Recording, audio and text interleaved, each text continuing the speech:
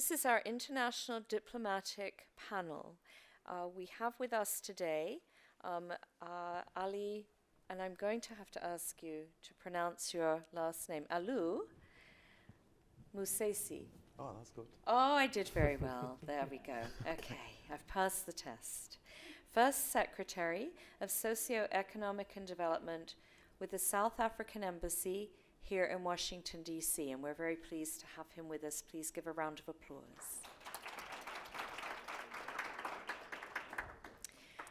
We're also very honored to have with us Dr. Piniti, and he told me not to try to say his last name, right?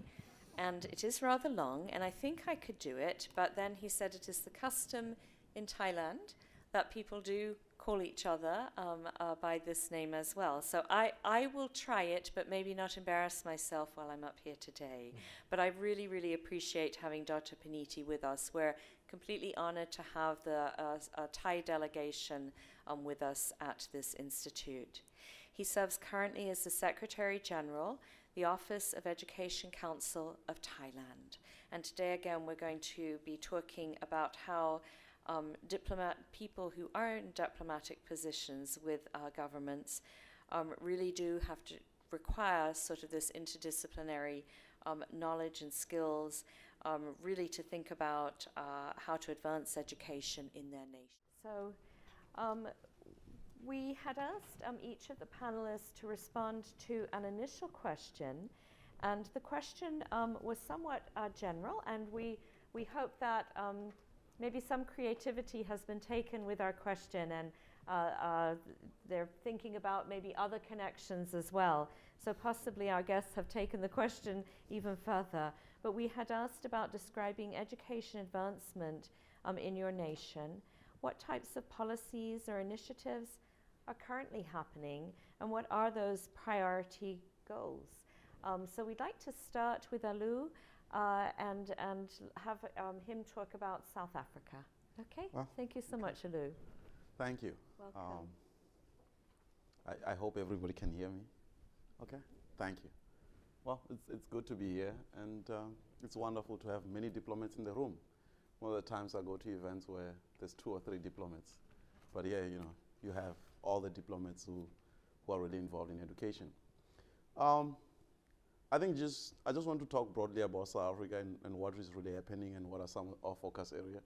I think when you start to talk about education, it's such an interesting topic, and it's such a broad topic, and it involves a lot of stakeholders and a lot of people, and a lot of people have different views. But what I like to note is that South Africa, as a nation, we are really 20 years old as a democracy. It used to be nice a couple of years ago when we can say South Africa is a teenage democracy, unlike the United States that has, over 200 centuries of democracy. So when you look at our education system, it has been there for just over 20 years, or the new education system. Prior to that, we had an apartheid government, which literally ran 2 separate education systems, one for the majority of the African people, or 79% of the population currently, and the other one, for the minority white population, so to speak. And in terms of that, definitely the resources given to the 2 systems were very, very different. The white education system had a lot of money, and it was very good quality education. The curriculums were also different. The African curriculum was obviously always low standard and all that. It was always geared towards certain jobs, which were seen to be African jobs, because in terms of the broader society, you couldn't look at African people being leaders or being managers or anything like that. You only had to prepare them to be policemen, teachers, nurses, and occupations like that. So in 1994, when we had a democratic government under President Mandela, there was this serious job to actually make this country a one nation. And one way of doing that is through the education system. First, you have to merge the 2 systems, which didn't really talk to each other in terms of the resources and in terms of the curriculum. And second thing, you had to look at issues of access. Generally speaking, most black South Africans didn't really have access to education. So you really have to deal with issues of access. I think from 1994, the biggest focus was, let's deal with access. And I think we've done very well. If you look at primary universal access, South Africa is one of the countries that has reached the Millennium Development Goal of actually getting universal access to primary education. We've done very, very well in terms of that. And at the same time, we're pressed with issues of doing simpler stuff like building classrooms in rural areas, doing simpler stuff like providing food for kids from poor communities. But over the years now, where we are, 20 years later on, we realize that while the issues of access to education are still very, very serious, the biggest challenge we're faced with is the issues around quality of the education. We have achieved universal access at primary level, but when you look at graduation rate at high school level, 50% of the children who start grade 1 actually don't make it up to grade 12. That's a huge problem. So you already have 50% of people falling off. When you look at post-secondary education, of the youth between the age of 18 and 24 in South Africa, only 17% are actually participating in any institution of higher learning. And that's really problematic. So it means you have majority of people who are outside of that. You look at that again, and then you have another 3.4 million young people in that age group who are not in training, who are not in education or in employment, because others do go to employment. So it means as a government, we have a lot of ground to really cover. Because one, you're worrying about access, the other, you're worrying about the quality of education. And then you add to that, the other side on the quality of education is the issue of teachers. We have issues with having teachers. We don't have a lot of young people interested in becoming teachers in our country. There was a time when you asked every young person, what do you want to be when you grow up? They would say, I want to be a teacher. Now you ask them, what do you want to do when you grow up? They say, I don't know. And you say, would you consider to be a teacher? They will tell you, no, I don't want to. So it's one of the major challenges. So we have initiatives there to try to encourage young people to become teachers. And in that area, more especially in the STEM area, mathematics and stuff like that, we have actually been getting teachers from other countries. Zimbabwe is one of the countries where we're getting a lot of our teachers who teach mathematics in South Africa as a neighboring country. But it's an area that we are looking at targeted interventions, for instance, giving out scholarships to young people and going on a national drive to encourage young people to become teachers. Because if that doesn't happen, we are really going to be faced with a crisis. If you look at our teachers generally in the country, the average age is around about the age of 40 to 50. You move that even to higher ed. Even in higher ed, most of our researchers are in their 50s, or faculty members are in their 50s. We just launched out a new initiative a couple of months ago where we're recruiting young people to be faculty members in higher ed institutions, where the government is, as much as universities are normally the ones who employ their faculty and all that, the government is taking it upon ourselves to say, we're going to employ lecturers for the first 2 years and carry the cost to make sure that in the first 2 years they get the exposure, they get the experience, and then the university can move on. So just moving maybe broadly in terms of what we as the embassy we do to support what is happening in South Africa. I would say, first of all, our guiding principle is that as diplomats, we have to support the initiatives, or we have to support domestic policies of South Africa more than anything else. So what we do, we meet with, we talk to all kinds of actors. In the past, diplomacy was only about state to state, and it was very easy. I mean, I just walk from my office, and then I go to the State Department, and then I talk to someone, then I say the job is done. But these days, it's everybody. You don't rule out anybody. We talk to corporates, we talk to universities, we talk to think tanks, we talk to individuals who might have a passion or a drive for the country. And we do different initiatives or different things with them. For instance, with the State Department, we have programs that are targeted at teacher training, for instance, or getting South Africans, which are more culturally focused, or getting South African students to come and get exposure in the United States. And on the other hand, also getting United States students to travel to go to South Africa. And why do we think that is important? By getting US students to come to South Africa, it is important because when they meet with the South African students, when interaction happens, you actually get ideas to begin to spark. And the other side that is very interesting is that I find that students who actually interact with international students visiting, it actually boosts their confidence. Because a lot of times they're sitting there and they're thinking, we're just in this country, we don't know what we are doing. But then they meet somebody from outside who comes in and say, wow, you guys are actually doing great on this, on that. But we're also doing good on that and that. And then it actually boosts their confidence because they feel that they can compete at an international level. On the other side, we talk to corporates because you know, you can tailor your skills in country to fit the needs of the day and all that. But actually, you're also living in a globalized world. So we talk to corporates sometimes to look at what are some of the areas you think that curriculum development should be going. Because we want our students to be able to compete globally, not only within South Africa. And then you have some foundations which are also doing some great work. For instance, a couple of weeks ago, I was talking to the Kreisky Foundation. We have a very interesting initiative with them. It's called Spumelelo, or We're Going to Succeed. And what we're doing with that initiative is really around the issue of using data or analyzing what is happening in the education system in order to see what really is yielding the better results, what is not working, and all that. Being able to track the progress of students at the higher ed institutions. Being able to say, when they get in, what is it that is working well, what is it that is not working well? Because sometimes when you are dealing with policy interventions, you need to know, are they working, are they not working? And I think South Africa is really a country that is more a laboratory of a lot of experiments. We have been experimenting a lot in different areas, and it's exciting sometimes. Sometimes we are making errors in terms of how we focus.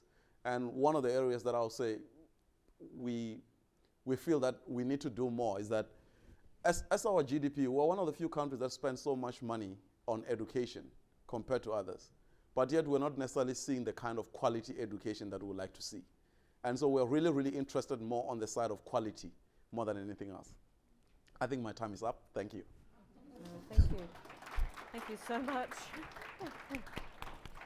That was absolutely wonderful. It's really interesting to hear. South Africa has such an interesting history and has had such a challenging history over the past 20 years. And to hear that access issues were achieved, and now and that happened for a lot of countries as well, was working on access. Now to be able to move into this phase of quality, it really is ultimately one of the most important periods for you at this time. I like this sort of to hear speaking about looking at university types of partnerships, looking at what's going on with corporates, and really having that those partnerships sort of really being fully formed. And the teacher shortage issue is what we call it for short, but this idea of sort of the teaching force that's aging or having other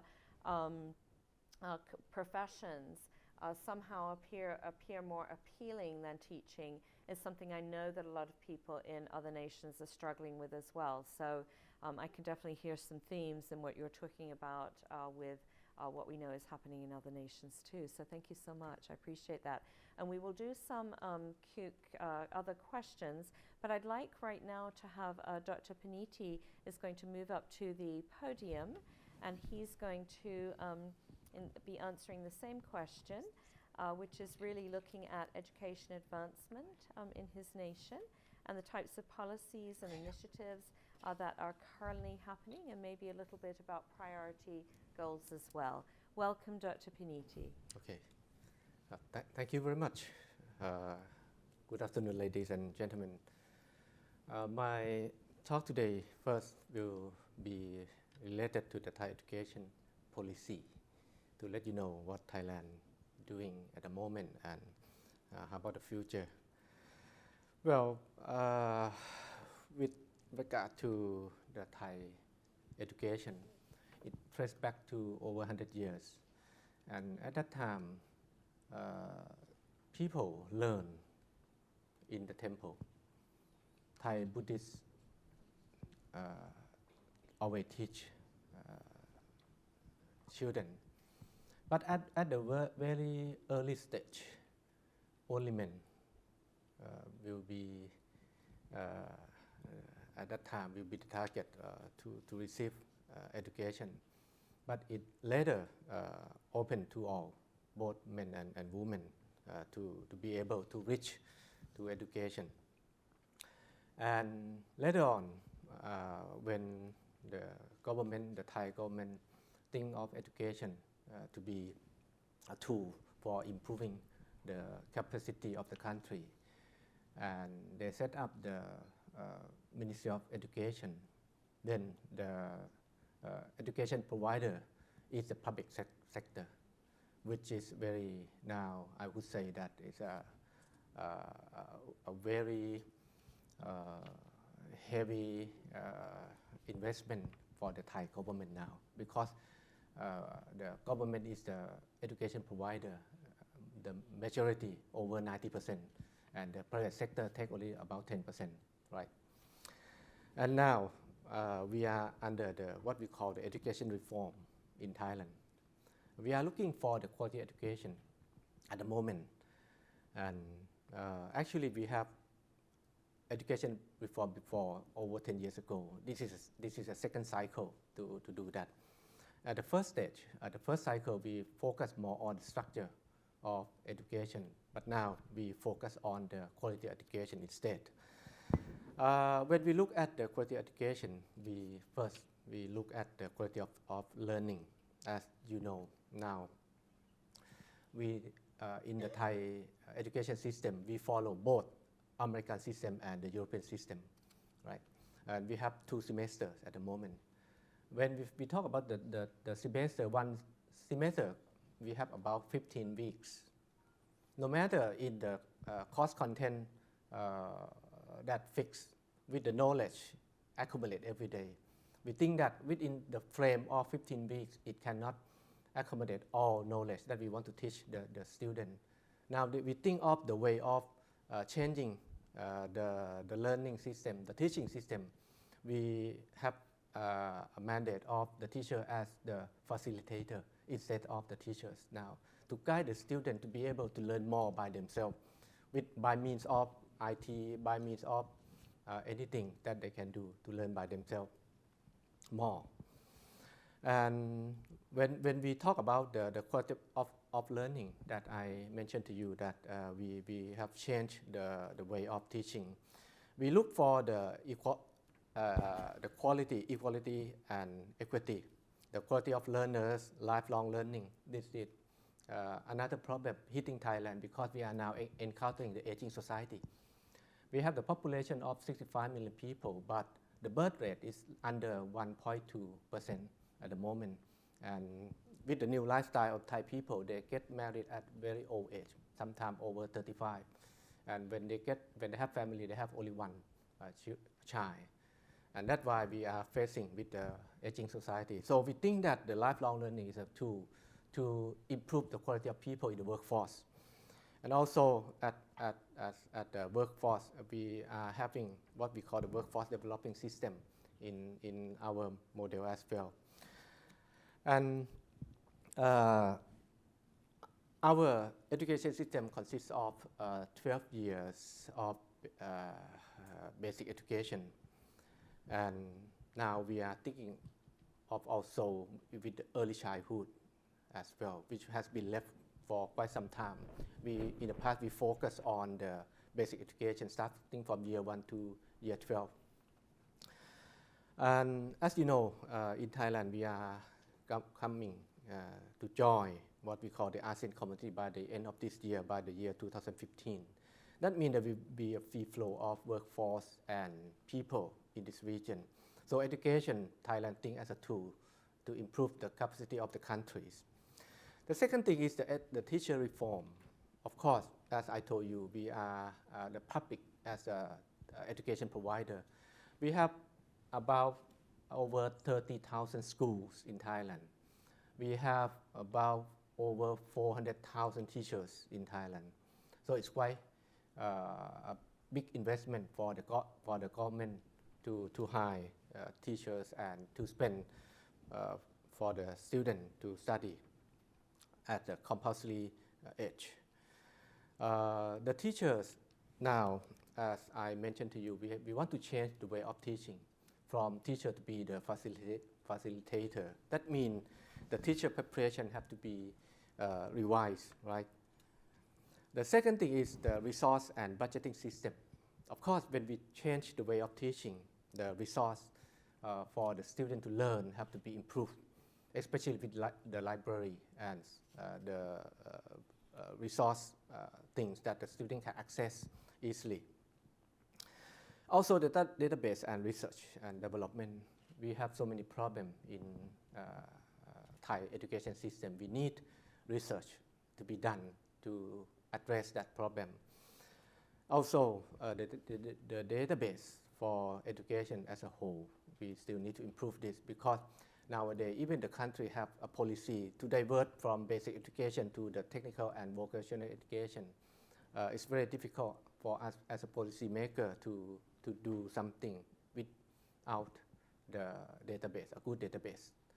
And in Thailand now, we have students studying more on the basic education to year 12, around 70% of the students, and only 30% studying vocational and technical education. We want to reverse this proportion to meet the need of the private sector. And as you know, in Thailand, we now promoting more on the investment of industry, and especially with the automobile industry, which are now lacking of the qualified technician at the moment. Also, we need to reform what the type of administration system and management system. We are now trying to decentralize our autonomy to the school directly.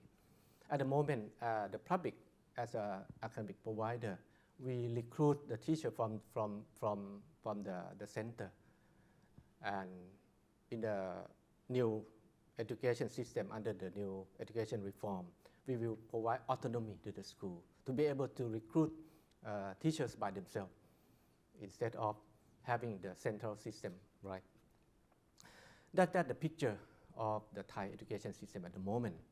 And of course, we are hoping very high that under the education reform, we can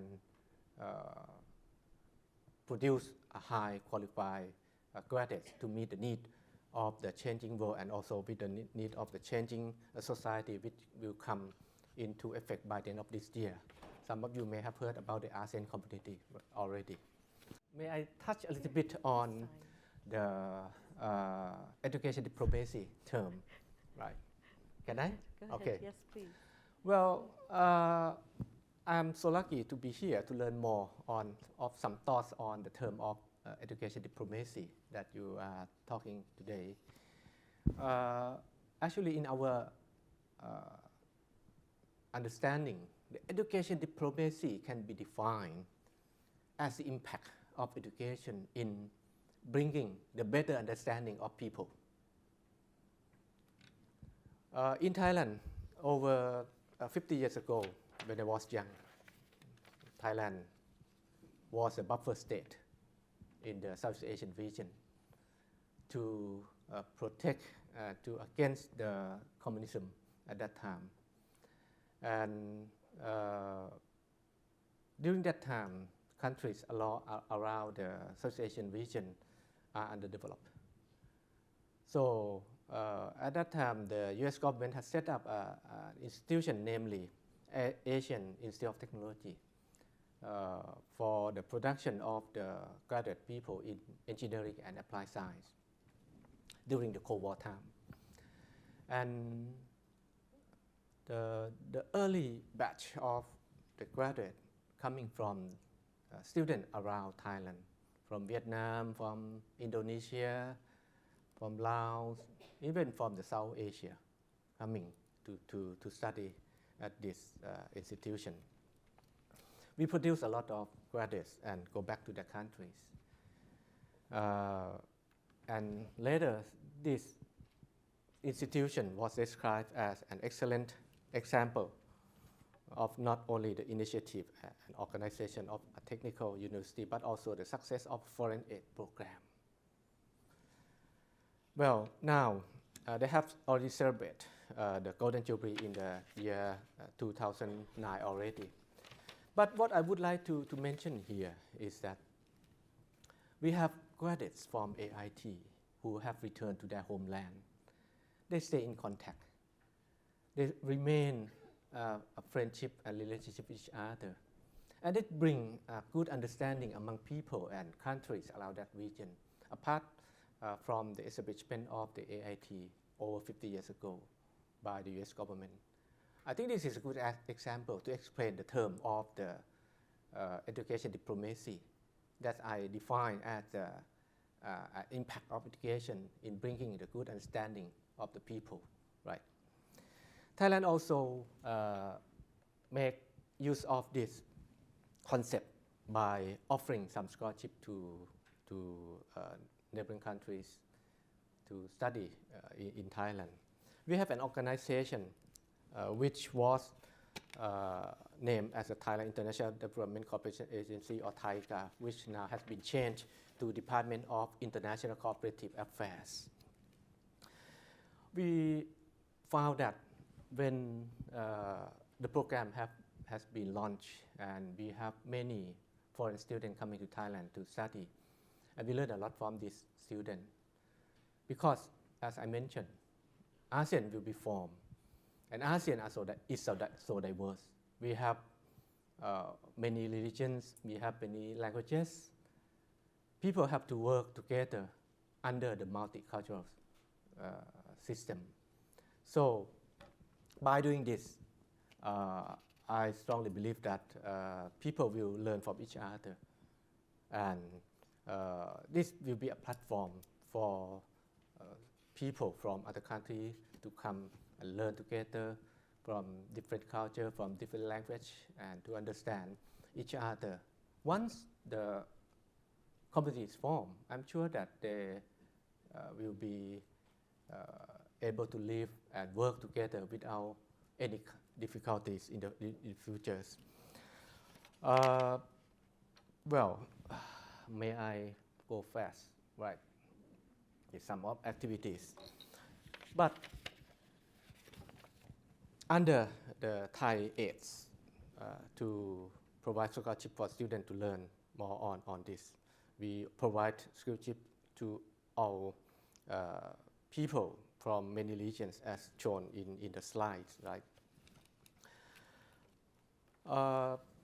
Apart from providing scholarship to many nationalities, we also focusing on the ASEAN issues. Now, the program named the ASEAN International Mobility for Students program, or AIMS, have been launched.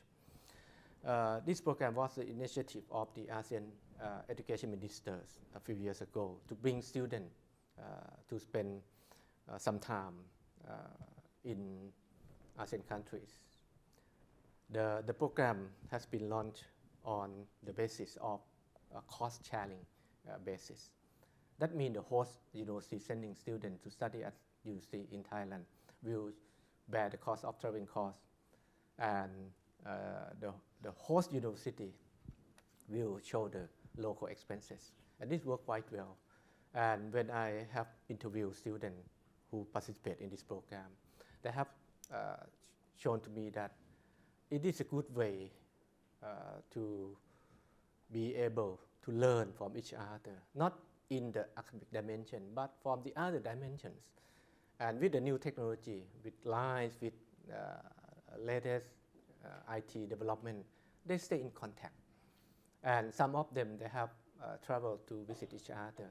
Some of them have helped their friend in another country looking for a job in the other countries. So this kind of activities, I think, will support the term that I mentioned to you, the education diplomacy. Thank you very much. Thank you very much.